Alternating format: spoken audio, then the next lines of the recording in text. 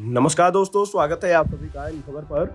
गाजीपुर से नवनिर्वाचित सपा सांसद अफजाल अंसारी ने मंगलवार को कहा कि लोकसभा चुनाव में बीजेपी के हार के बाद से राष्ट्रीय स्वयंसेवक संघ यानी कि आरएसएस डरा हुआ है। अफजाल ने कहा कि संघ प्रमुख मोहन भागवत नागपुर छोड़कर फील्ड में आ गए हैं, कभी गोरखपुर तो कभी किसी और जिले का दौरा कर रहे हैं। उन्हें एहसास हो गया है कि आने वाले समय में समाजवादी पार्टी यूपी में सरकार बना लेगी। अफजाल ने कहा कि इस चुनाव में दलित समाज ने समाजवादी पार्टी को वोट दिया है। अब इन लोगों की मंशा दलित समाज को बरगलाने की है। लोकसभा चुनाव में सपा के चुनाव अभियान की चर्चा करते हुए अफजाल ने कहा कि चुनाव में कोई दलित बस्ती नहीं बची है जहां सपा नेताओं कार्यकर्ताओं ने उनसे संपर्क नहीं बनाया और हमें दलित भाइयों का वोट नहीं मिला है। हर बस्ती में हम लोगों को वोट मिला है, कहीं से 2, कहीं से 50 तो कहीं से 75% दलित भाइयों ने सपा को वोट दिया है। इसी तरह का माहौल पूरे प्रदेश में देखने को मिला।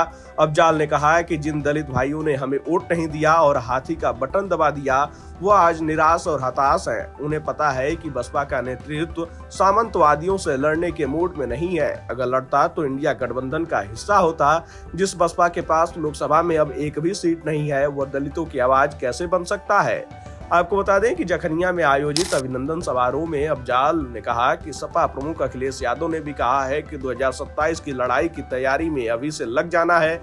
इसके लिए उन्होंने संकल्प भी दिलाया। यहाँ मौजूद लोग भी जो है आज से 2027 की लड़ाई शुरू कर दो।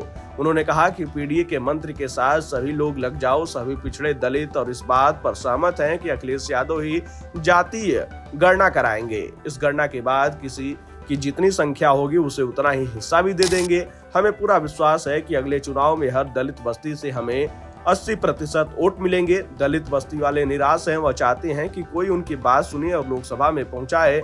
उनकी बातों को सपा के सांसद ही संसद में पहुंचाएंगे।